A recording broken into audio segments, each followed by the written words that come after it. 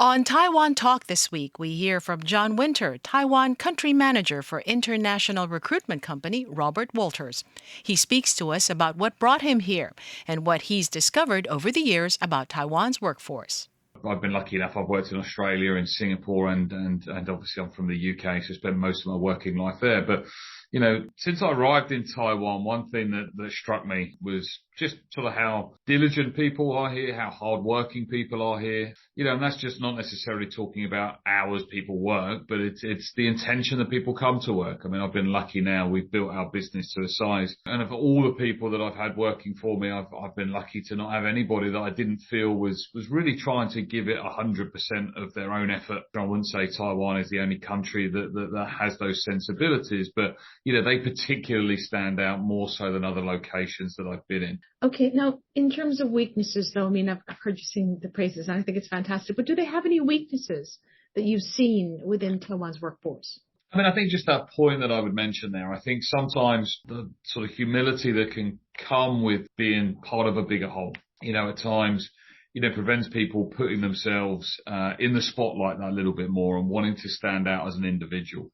And again, that contrasts to perhaps the Western sensibilities that, I come from, where, people will be, much more willing to stand out as an individual, which obviously has a correlation to those that are wanting to become more senior in their own careers and take on management responsibility. So, it's certainly true to say that a lot of the multinational companies that we work with, one of the sort of more common pieces of feedback that we receive from them is that it can often be difficult to build succession plans.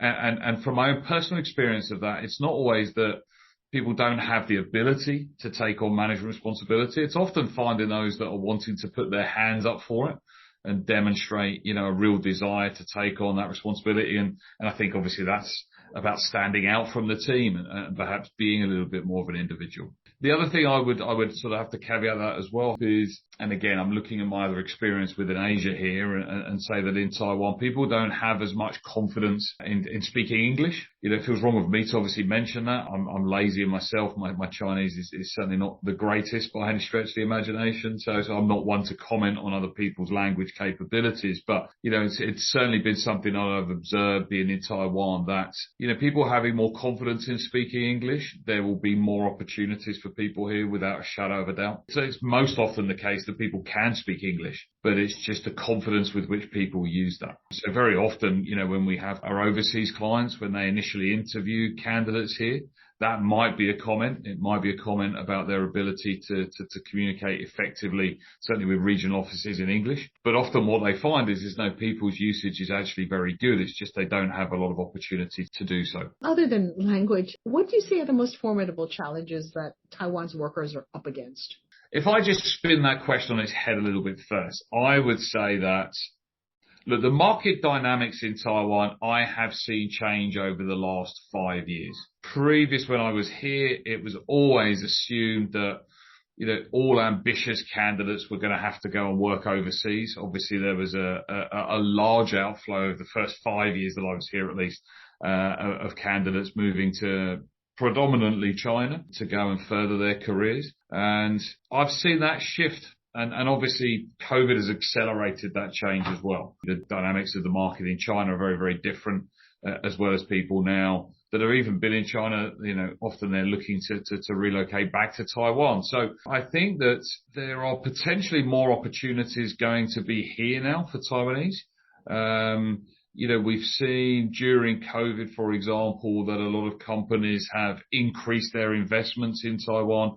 A lot of those that are in the FMCG and consumer markets, for example, recognize that, Taiwan obviously had if I put it in inverted commas, but a good pandemic economically. The markets remained open here and many companies were surprised by how robust, their performance looked like here. And I think that has spurred a lot of companies to see what additional value they might be able to get from their operations in Taiwan. And therefore they've invested a lot more here.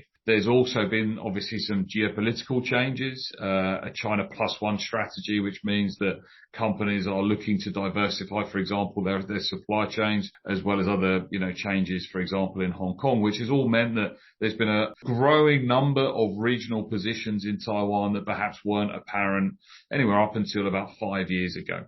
So the challenge for Taiwanese candidates is going to be about meeting those opportunities. And often, I do have to state that, language is going to be a part of that, as well as an international mindset, as well as being able to demonstrate an understanding of particularly multinational companies and the requirements of working in more a regional position for them. Okay, you say a multinational mindset. What exactly do you mean by that? Multinational mindset. Well, I think some of that is obviously going to be about knowledge of overseas markets.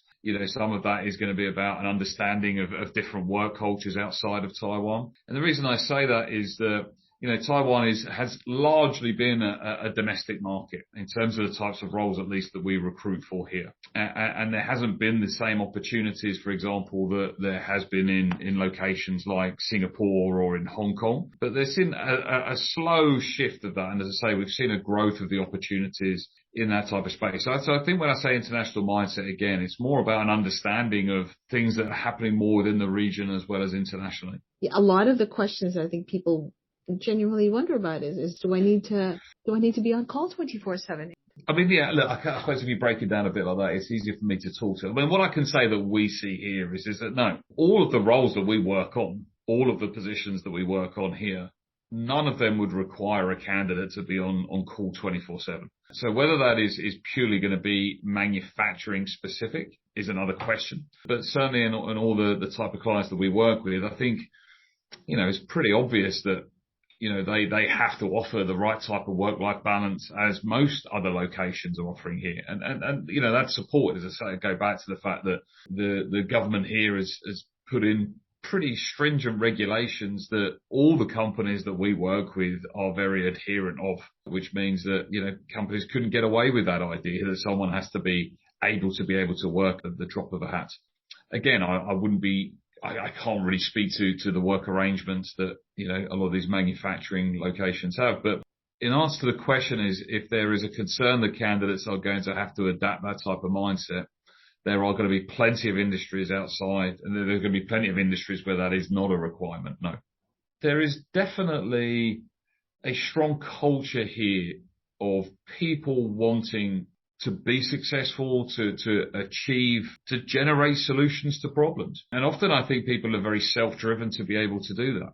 I mean, look, I think in my type of work, for example, I know that I'm lucky enough that I've got a management team here that will think a lot about their work outside of being in the office.